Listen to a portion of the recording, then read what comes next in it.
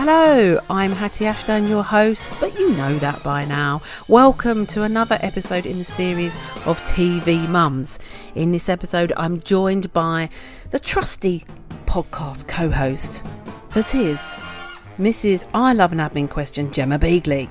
But our special guest today, and we're so excited to have her, is Tanya Moodie. Now, Tanya is an actress. She has a string of theatre nominated awards, including an Olivier Darling.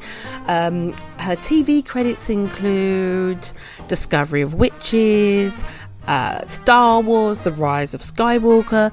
But you, our funny mummy listeners, may know her best for her role as Meg in Motherland, of which she won the RTS Breakthrough Award this year.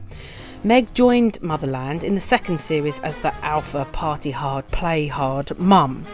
So this was a really fun, lively chat. We both totally fell in love with Tanya, and we talk about her inspirations and influences for Meg, and about going from an anonymous, she says, jobbing actor, but I wouldn't describe being nominated for an Olivier as a jobbing actor, to being recognised, and how she dealt with that. She also tells us her favourite TV mums and all important questions like, what's your favourite takeaway? This is the bare things that we like to get down to on Funny Mummies. I'll say no more and let you enjoy this show. This is the Funny Mummies podcast, the podcast for people that hate parenting podcasts. I'm Hatty Ashdown, comedian, writer, actress and mother to two very lively boys. Each show I'm joined by funny mummies from the world of comedy, arts and everyone who can help us in this crazy world of parenting. So settle in as we find the funny side of parenting and being bloody great women. Okay, so welcome Tanya Moodie to the Funny Mummies. You're so welcome. Thank you for joining us via Zoom, as we do today. Zoom is the new Weatherspoon, as I keep saying. Or something a bit more classy than that, really. So we like to do something right at the top, just to sort of warm you up. A lot of the time when you're a mum, maybe not so much now because your child is older, we'll get to that later, but you don't get to finish any conversations.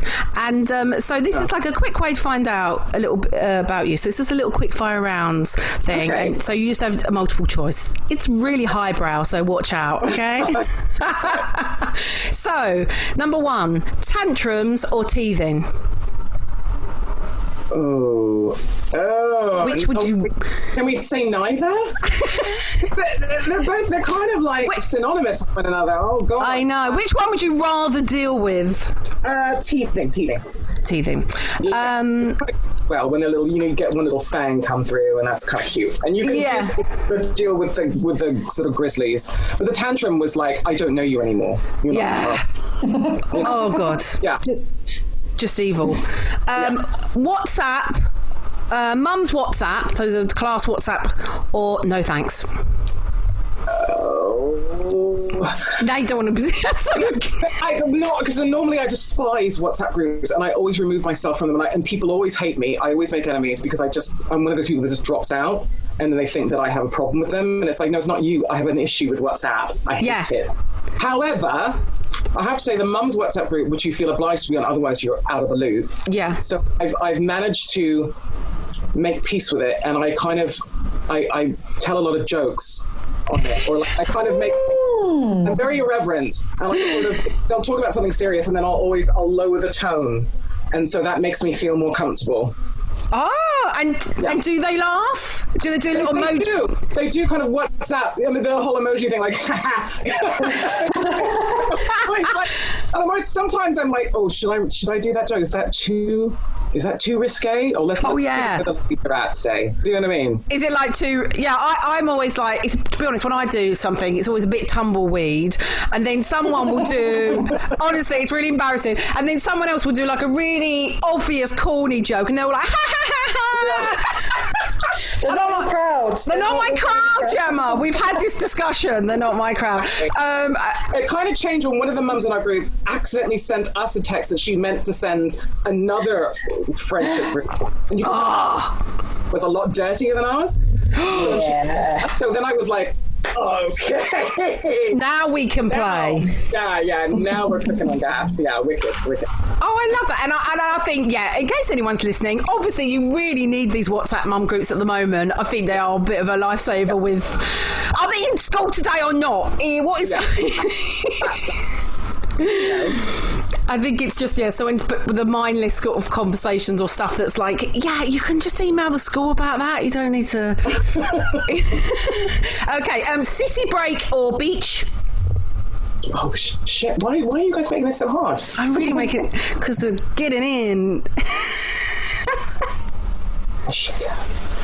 Oh, gosh.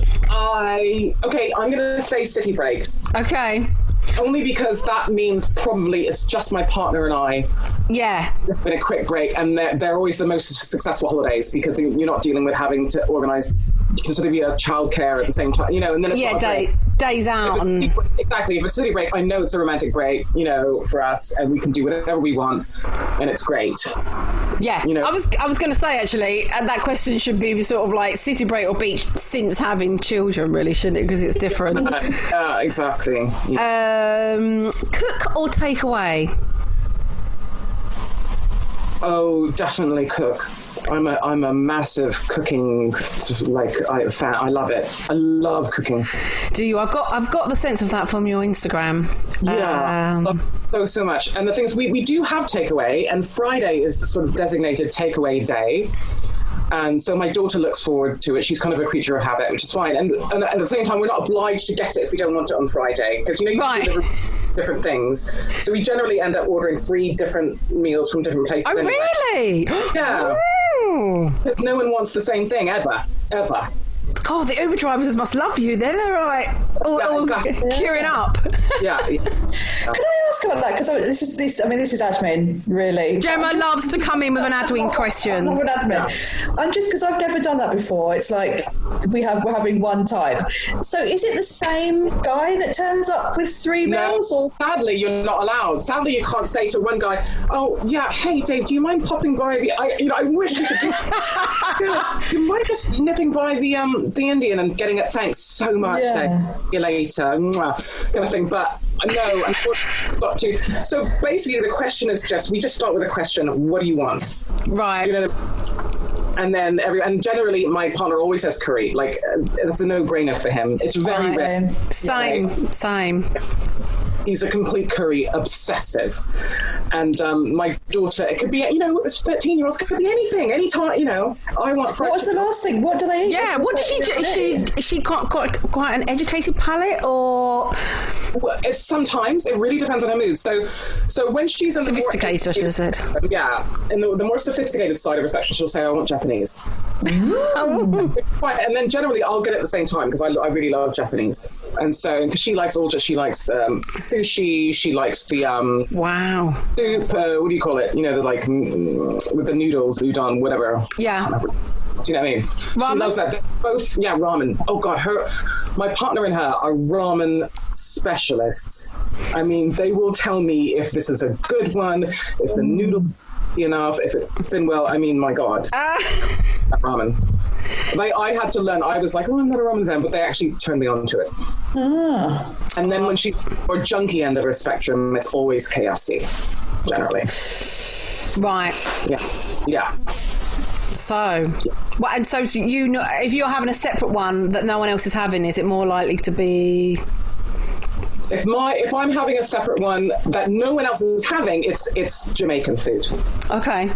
Yeah, there's a lady who she actually WhatsApps me her menu every week. Oh.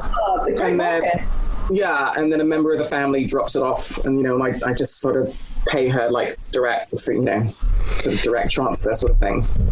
And am I allowed to ask? Are you based in London? Yeah, I'm Southeast London. Southeast. Oh. Yeah. Well, you're not that far from me then, I don't think. Well, I'm there sorry. you go. I'm I think I can actually see you right now through my... I'm actually outside your window. Can you imagine if we just asked where we all live and we could have just sat in the garden and done this? I can't believe we didn't have that conversation. Well, I'm on the borders. I'm in Welling, so sometimes it's classed as South East London, sometimes it's classed as Kent. But it does come under. I used to live near Peckham. I used to live near there. Oh God, Charlie, we all used to live near Peckham. We all did. Priced out, mate. And then I got priced out. I did. Absolutely dying up. Yeah. Oh. Anyway, I could just talk about food the whole time.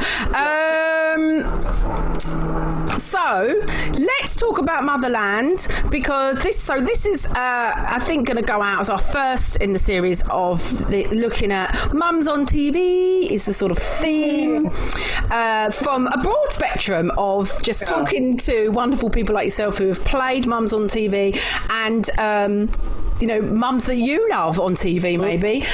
So yeah, let's talk about your character Meg in Motherland. She's I mean, how would you describe, what sort of mum is she? Oh well, they sort of set her up in the second series as this super mum, like that. That there is a kind of real life businesswoman. I can't remember her name because she's actually name checked in the series, and she's got an incredible number of kids, and she's like a hugely successful businesswoman. I can't remember her name. I'm sure like one of you is like shouting it out right now, kind of thing. Because is it an Instagram mum? Did you say? Sorry, no. She's a businesswoman. Yeah. Anyway, I'm sure your listeners right now are going, "Oh, it's yeah." Yeah. Okay. But anyway, yeah. So she's they set her up as being, I suppose the joke is that, because, in real life, we know that the concept of being a supermom is actually, it's not possible. It's just all hype. Something's got to give. When you have lots of plates spinning, something's got to give. Do you know what I mean? It's like, yeah, absolutely. I like throw money at it. Do you know what I mean? If you can throw lots of money at it, yeah, yes. Then what? There's still going to be things that are going to give. Like, I never see my kids. Well, there's going to be an effect. That, of course, is going to be an effect. Do you know what I mean? Yeah, yeah. But I suppose the joke in Motherland is that on the surface, it all seems to be working. Like, they can't sort of pull her up on anything that's kind of not working. So not only is she really successful professionally and has 3 kids of her own with her successful, handsome husband, but also he 2 kids as well, who are her stepkids, who adore her, and they just bought this big house, opposite the character Julia, Anna Maxwell Martin's character, and and she can drink and kind of do as much drugs as she wants, never gets hungover, and that stuff. And they just keep going, how do you do this? So that's I suppose that's the joke. That she doesn't seem to drop any plates ever. I guess for me, she comes over to being able to do all that because she's just. I do know. I feel like I do know some mums like her, but it's because they've got that sort of chill. She's just so chilled about it. She doesn't. Yeah. She doesn't let it. She doesn't eat. She doesn't rent out space in her brain to negative, self-censure. Do you know what I mean? Yeah. And I find I don't know. Someone might like really tear me down for this because I sort of sound like my mum when I say this because my mum thinks in these ways, but it's kind of a blokey way of thinking. My mum always think like this and girls think like this, but sometimes I've sort of taken on board that because I find that with my partner and with both of my ex-husbands, darling. That's a whole other story. Oh, she's Elizabeth Taylor. Yeah, I actually have the same astrological configuration of Elizabeth Taylor, which freaked me out when I found it. But anyway, moving on, I digress. But my partner does this thing where, he goes to bed and he literally falls asleep like that. Okay. And then like sleep through like a baby, get up and I'll go, hey, how did you see? He's like, oh, great. And you're kind of like, oh, you literally don't think of anything, do you? Like, nothing eats away at you ever. Even when you. I just don't get that. I think there's just I have yet to meet a woman like that, quite frankly. Do you know what I mean? Are you why are you like that, Gemma? Just give me that. No. I just wondered, do you think that it changes when you become a mum, a parent? So do you think that, because I wonder, because that I was a bit less worry-y before I had a mum. I don't know, almost like the responsibility had put this concern on me, and maybe like a heaviness. I mean, because it's nature nurture, isn't it? Like, what is it? Is it our nature to be like that? And because, I don't know, maybe it's something to do with estrogen and it makes your brain just constantly, or is it nurture because this thing of like how we're raised as girls, or to be, because I went to a Roman Catholic convent school, so that whole oppression of like good and bad and being a good girl or being a bad girl, or all that stuff was just like put on our shoulders, like it's just such a weight. So from a young age I didn't sleep properly. Do you know what I mean? Yeah. Always like, and did it seem like the men have the easier time, as it were, in some way, because that thing of putting more worry on women was sort of like from a young age. We've talked about this a lot, not a lot, but on this podcast, that it feels like right from a little age, the girl of the family. I was taken along to my nan when she was really poorly, and and my mum would say, "Oh, dress up as a nurse" and stuff like that, and I oh my gosh, and I really think I wasn't expecting that. I was 5. Oh my god. And I just think, I know if my mum didn't have any boys, she wanted a boy, that's another topic, if I was a boy, I bet it'd been like, oh no, go outside and kick a football, and like the girls, it's like, I don't know, but I think that's why we become more nurturing and stuff like that, because I was very much included in that world all the time of like, so that's why with my boys I'll drag them into anyone who's half dying. I'm joking.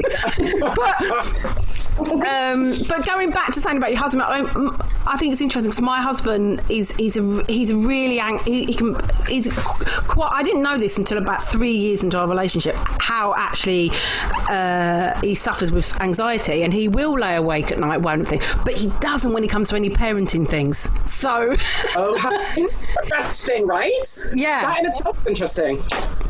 Like I'll say, I'm worrying about this and I'm worrying about that. He's like, I'd be fine. And like he just took the little 2-year-old out now, and he came back and he's like purple because it's so cold. And I was like, you never wrap him up enough.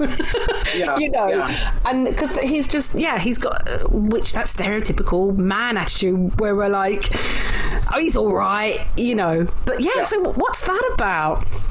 I don't know because I don't have a boy either, so I have nothing to compare my journey with my daughter to. And also my daughter's a very particular personality. Maybe if I had another girl and she was like, maybe she'd be completely different. Do you know what I mean? My daughter, I wonder, I don't know yet if she's a particularly angsty person. I mean, she's quite a deep thinker, but at the same time she's very pragmatic in a lot of ways. Okay. And I feel like I've put a lot of effort into hardwiring, like actually training her to sleep through the night and to not get into my bed, to not wake up, to kind of work through her own anxieties and sort that out in her own space. That's always been really important to me, because I've wanted to not only instill in her a sense of, you got this, but also almost like when they're a baby, like the self-soothing, so you're kind of continuing that. Yeah, exactly. And I did that all through, I did what was called attachment parenting. It was just like, I just stumbled upon it, obviously, because I had her kind of late, as it were, inverted commas, at 35. Me too. Geriatric parent, I think they call you. Oh, I know, after 35 they call it. Yeah, it's weird. So anyway, and I just kind of was reading all around all the stuff I didn't know anything about. I don't know, you just kind of figure it out as you go along, don't you? I found this book on attachment parenting, which is basically, because it's all supposition, right? It's all just like you're hypothesizing until you do it. So people can give you all sorts of books, but you can't actually say that's definitely going to work until you get your kid, and then you know what your kid's like, and do you know what I mean? Yeah. So I just found this book and I was like, I can buy that. In theory, that sounds logical to me, so I'm going to give that a go. And their whole principle was, if you wear your kid in a sling all the time, and you sleep next to them, and you allow them to get breast milk whenever they want, anytime they want, they just help themselves, and you never let them cry, basically, because they're always on you. It's not that you don't let them, but they don't need to cry because they're always on you. So their needs are always met, because you can feel, oh, they need a burp, or they need this or whatever, or they need a nappy change. And so because they're never having to ask for things or wait for things, then the principle is that they get really confident, because they're kind of being hardwired to go, I don't have to worry about that, it'll come. Oh, I need a martini, it'll be here in a second. It'll be here, Oh, I need a foot massage, oh yes, it'll come. That kind of thing. So, and I was like, oh yeah, in theory, I guess that makes sense. If anything I wanted, I just got, then you'd kind of not worry about, do you know what I mean? Yeah. And then you take away the element of anxiety. So I thought, I'll give that a go. And it just so happened that me doing that with Willow, that she ended up being phenomenally placid. Wow. And yeah, she was like the chillest of the chill babies. So then when it came to her being a bit older, though, and obviously going into a bed, it didn't cause any problems?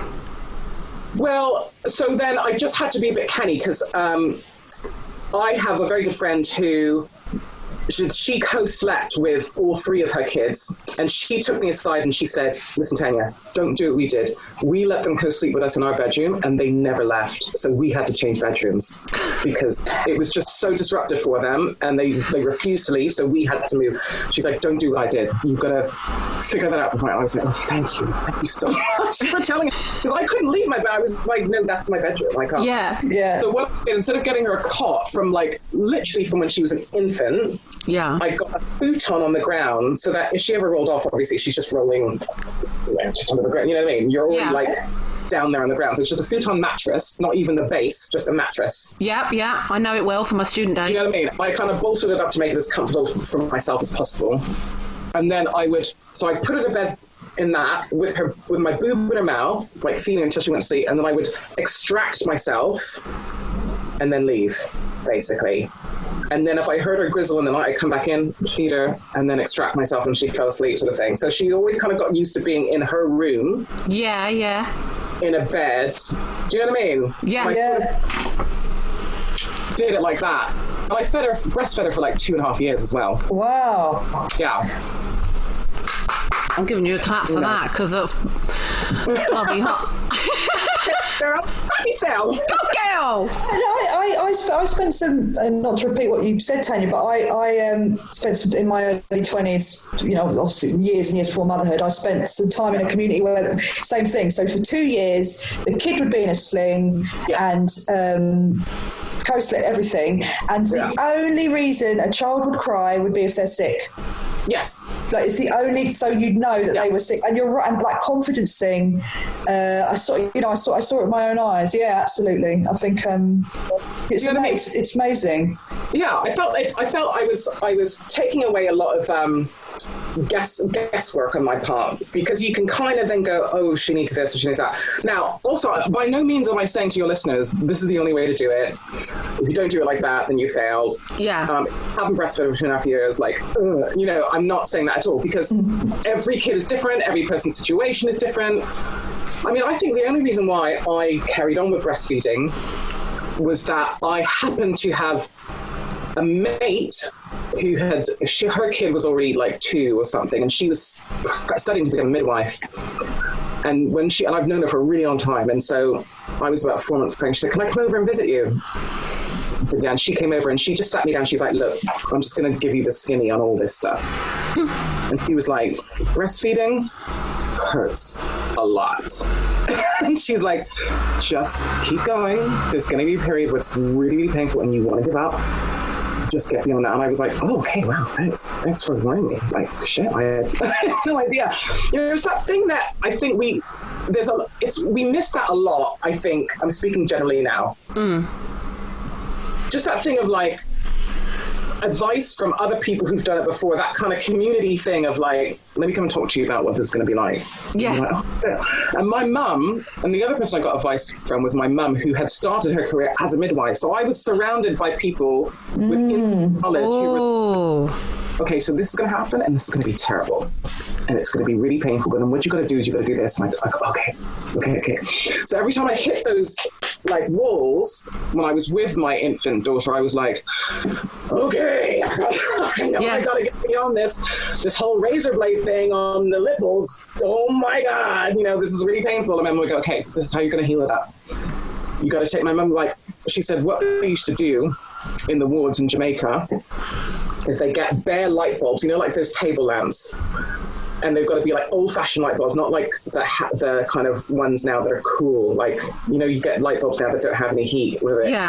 Yeah. But the old-fashioned light bulbs, the ones you used to touch as a kid and be like, light in your room as a kid, and it's like, hazardous. I think you can still get them from Poundland, to be honest. Do you know what I mean? Those light bulbs. And she said, right, because when your nipple is all kind of like wet and chopped up by your kids' gums and everything. Oh, God. Don't bother using that cream stuff that you get in top. She's like, they're just garbage. They just don't at all. And she said, you got to just sit with your bare boob in front of one of those bulbs on, and the heat from the lamp starts to heal it up, and it feels so soothing as well. Ooh. And if you keep doing that after a few goes, she said, you've got to be careful because you can get like almost like a sunburn. Do you know what I mean? Yeah, like chilblains. Yeah, and eventually that helps the nipple callus because it's like it's drying it up, and then you go in for another feed and it wets it, and then you dry it up again, you go in. So the nipple callus quickly. Do you know what I mean? So the pain then. So am I right in thinking that that's when the pain stops, is because your nipple becomes callous and therefore insensitive? Exactly. You don't play guitar and your fingertips are all... That's why it stops. Yeah. So that cream it's like a kind of clear... so it's just... Stopping the natural barrier that you want to happen. Exactly. But again, if any of your listeners are going, I'm going to try that, I just say, you've got to be careful because you don't want to burn your boob. Yeah, don't burn yourself. Just be really... And it has to be an old, absolutely inefficient... Yes. light bulb. One of those things. And I just enjoy it so much because it's just so soothing, Yeah, I remember, I think a couple of times breastfeeding on the beach, and that sort of felt nice. Maybe that was why then, but... because the heat, right?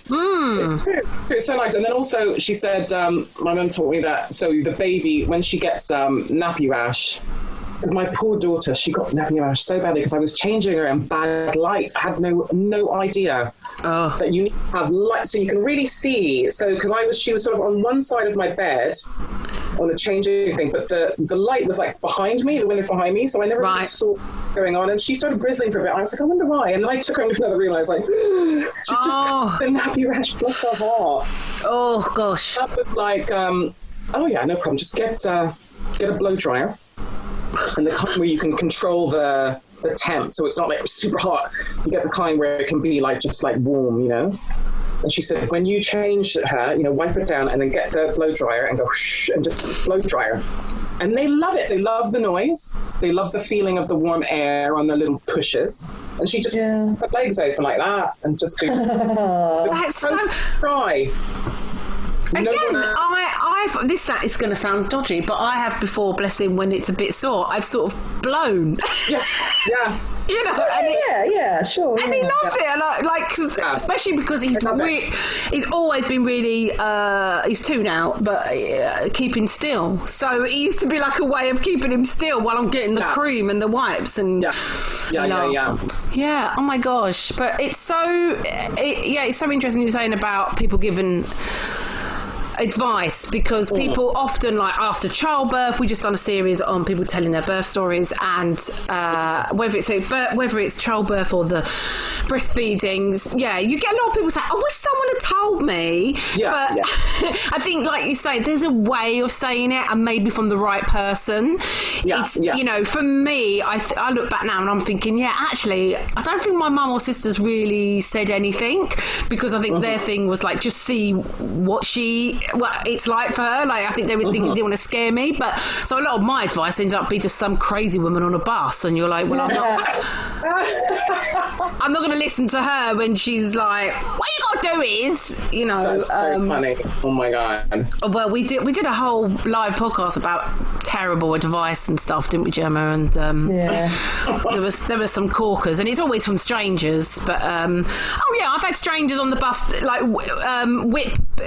My oldest had a dummy and like whip the dummy out of the mouth and stuff, and it's like, oh, you don't want him having that, you know. And it's like, somebody put that on their baby. Yeah. They would have lost their hand.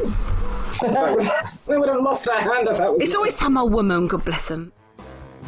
Hello, we are still doing our free highlight on small businesses, and today is Jodie Collins from Mondo and Minikin. I'll let her tell you more. I'm biased on this one because our club, Screaming with Laughter, which is a lunchtime comedy club where you can bring babies or you can get a sitter and come on your own, we've collabed with Jodie, so I'll let her tell you more about what they do.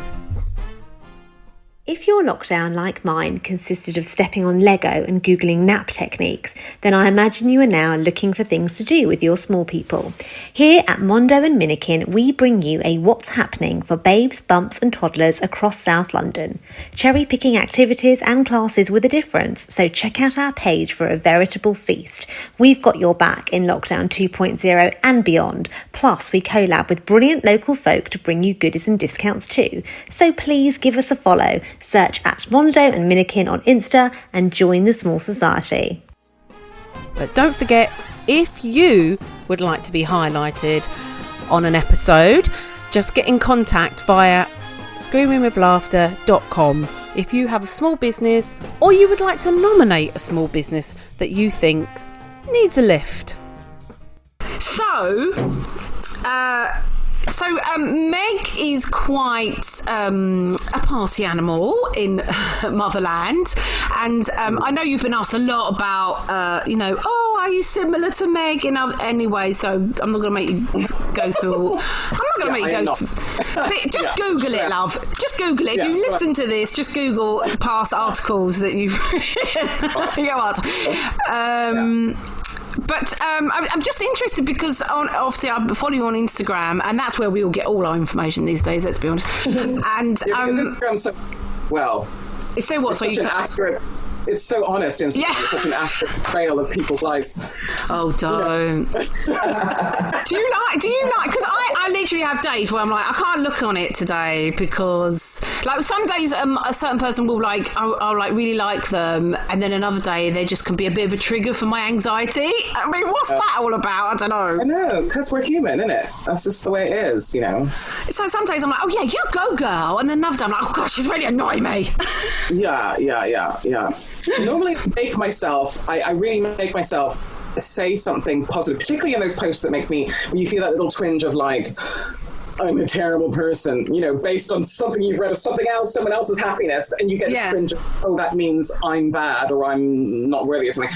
It's usually those posts that I make myself say something really positive to them, like really genuinely, and that's bloody brilliant, well done. Do you know what I mean? Because I'm like, get over yourself, Tanya, like, you know, it's just a huge response. It's our lesser self, our little ego, for some reason deciding to punish ourselves for what?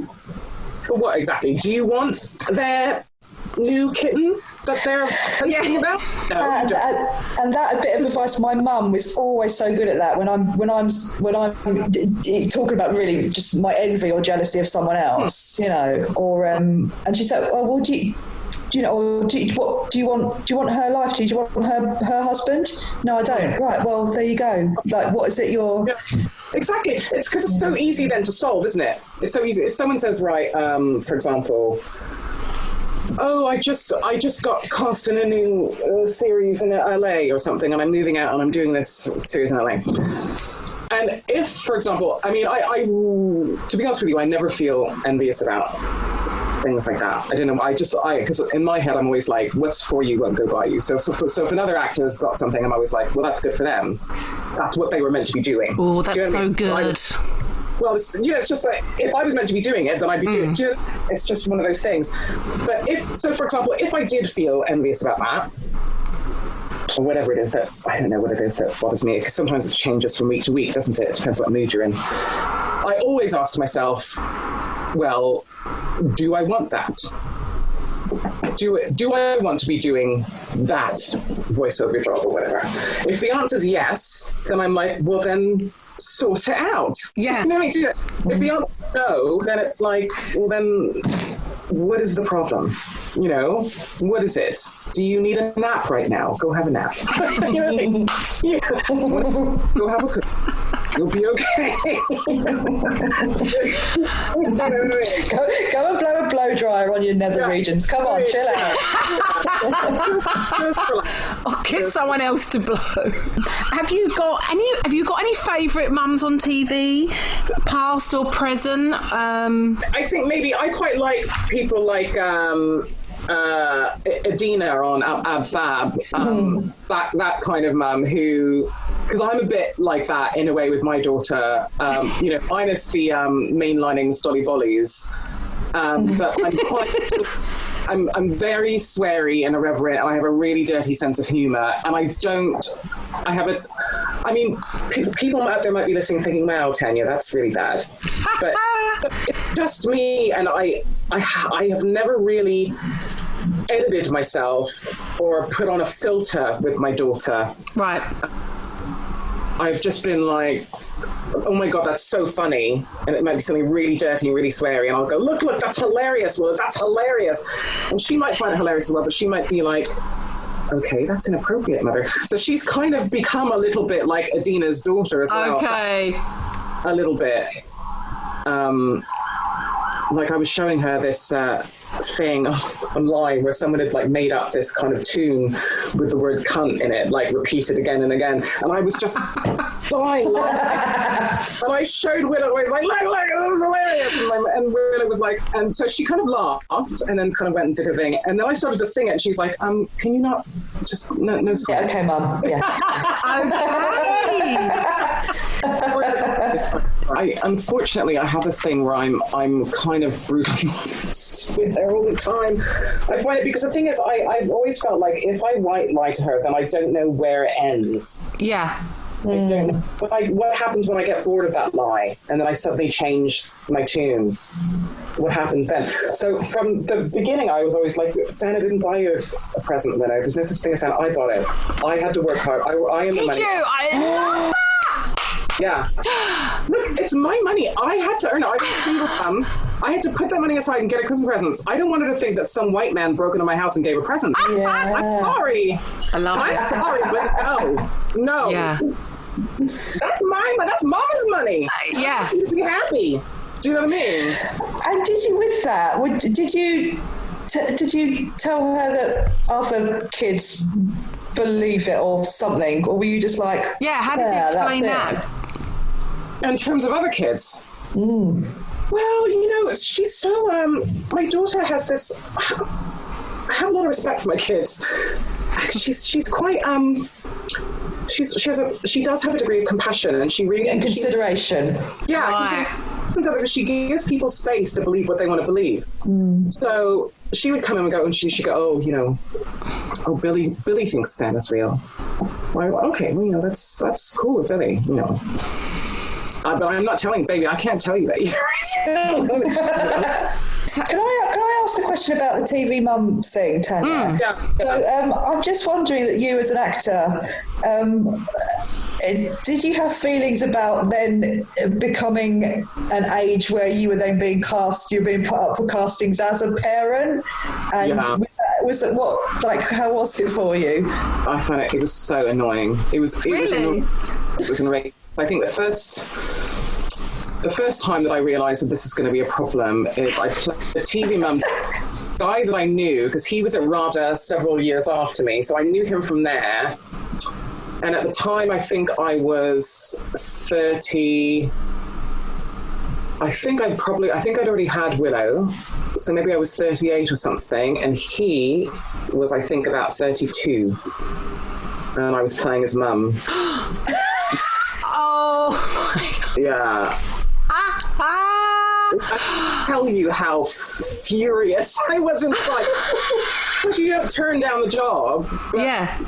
That, you know, do you remember that? What was that sort of Gladiator one where Angelina Jolie played like Brad Pitt's mum? Yes, that's right. Yes. It's like, isn't it? You go, this is ridiculous. You just get so frustrated, like. And it's always, I don't know if it's particularly in commercials. I remember my friend actually, she went to Rod. I was trying to work it was saying years ago, but I think she was after you. And I remember her doing a car advert, and she had to be like the mum and the dad. And then it was that thing of like the dad looking way older, than her. And it's like, what?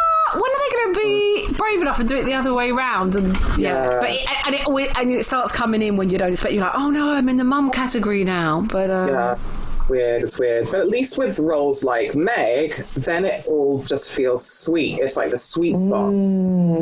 There's like honesty about it, and there's like, you know, it's just letting women be women, and just it's all just in the right place. You know?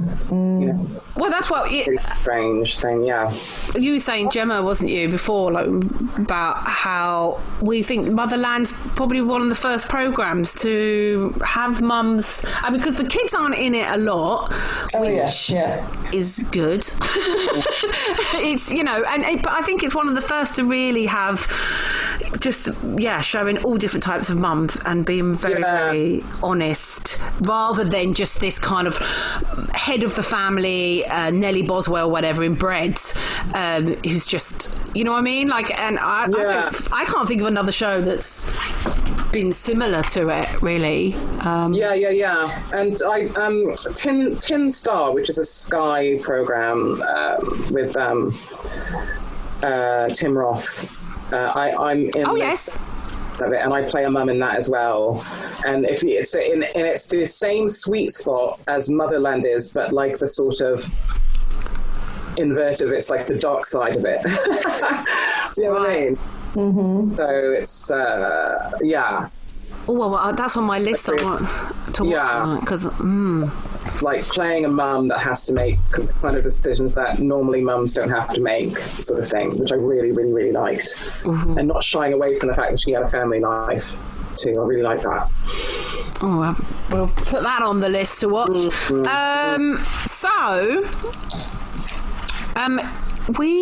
Anything else I haven't covered, Gemma? I think that's it. You don't lie. You wanted to ask about Star Wars. I did. But quite a specific question. If it's okay. Yeah, sure. Because you've been in a Star Wars film, are you obliged to go to these fucking things with the people where you sit there and you have to give autographs and have your fucking photo taken? Well, I have been asked to do them, and every time I've been busy, so I haven't been able to do them. Right. And also, so I think before, the first time I was asked to do it, not only was I busy, but then the pandemic happened. So now it's not. And so the next time I was asked to do it, I think it's the format's changed now where you can do it like remotely. You know, they'll send you a thing, you sign it, and you send it off. Which I haven't done. Well, signing autographs. Yeah. I'm actually, this is going to sound really weird, but hand on heart, I have a really terrible shyness.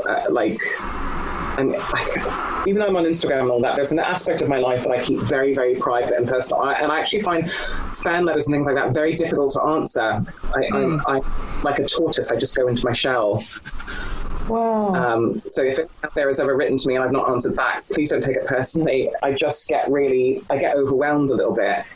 But would people if they're praising you and stuff a lot? Yeah, I get really overwhelmed. It just freaks me out for some reason. I mean, you know, and I have some very good friends who know me really well, and they kind of are very supportive of me through it. But I mean, when I started to get attention around Motherland and stuff, it was a massive adjustment that I had to make. I phoned my best friend just in tears because I just didn't know how to process it. It was a whole new shift of like, you know, going from being utterly anonymous jobbing actor to, lots of people going, hi! Right. in a really nice way. I mean, Yeah. people are really nice. But even that, I just had a bit of a breakdown. I was really panic attacky about it. Do you know what I mean? And then my friend was just really lovely to me, and she's like, look, I got you. I know you. I know this is going to be hard for you. I expected it to be hard for you. Don't worry about it. You'll adapt. And so, that calmed me down a lot. Oh, bless. Yeah. And I guess So the anonymity then was important to you, or still is important to you? Yeah. I love it. I mean, I don't understand people who want fame. Not to say that I'm famous, because that's not that at all. You know how some people, there's a thing where some people they want fame, or that's an important part of their recognition or something, isn't it? Yeah. To me, it's a side effect of my work. Okay. You know, it's just one of those things that it either happens or it doesn't. But if it does, it's just a side effect. It's not a goal. Yeah. Well, thank you so much. I don't know if I'm going to be able to do this here. Let's see if I can play us out with your chosen track. First of all, I'll say thank you, and then I'm going to let you introduce the song, and maybe you can say why you've chose it. But thank you so much, Tanya. We've been wanting to get you for so long. And, yes. Sorry for the crossed calendar stuff. Oh, well, no, you've had your accident with your ankle. There's been... Yeah. But I'm a big fan, so I'm so excited. And don't worry, I won't say hello to you if I see you in the street. I'll burst into tears. Yeah.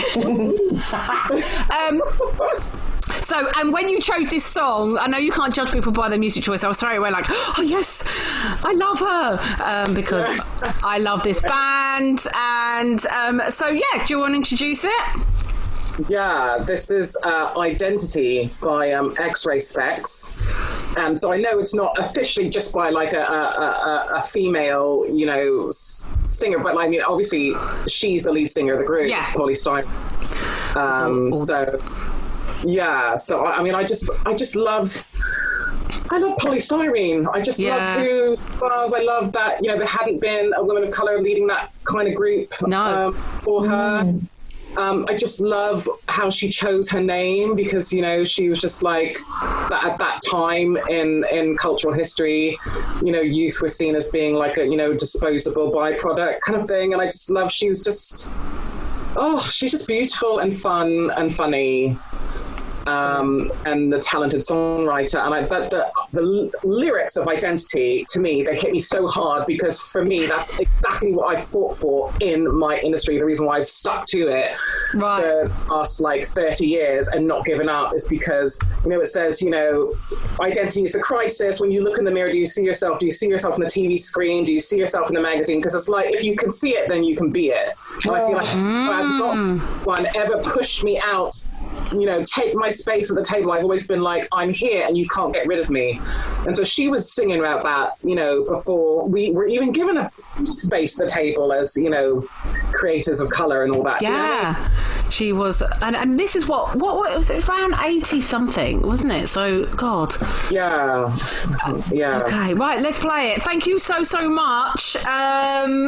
Released 78, actually. 1978. Wow. Yes, you always think these things are 80s, but you sort of go, actually, it's the bloody late 70s. Bloody hell. Yeah. Amazing. Right, let's put it on. Thank you so much. I hope you come back. We often have reoccurring funny mummies, so thank you for being our funny mummy today. Thanks. There we go. Say goodbye to all of the listeners. Bye. You've been listening to the Funny Mummies podcast in association with The Other Woman Show with me, Hatty Ashdown. Thank you to Gemma Beagley and our guest today.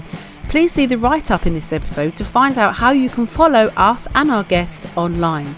This show is edited by Alex Holland, recorded via Zoom. The show also goes out on Thursdays on Soho Radio as part of the Other Woman Collective, where often you can hear the full music version of the show. If you'd like to support us and get lots of goodies, like a video version where you can see our mugs, go to Funny Mummies on Patreon, where you can buy us a coffee or maybe an hour's childcare. Thanks very much for listening. Keep subscribing and telling your friends. It really, really does help. We'll see you next time for a dose of Mum and Tonic.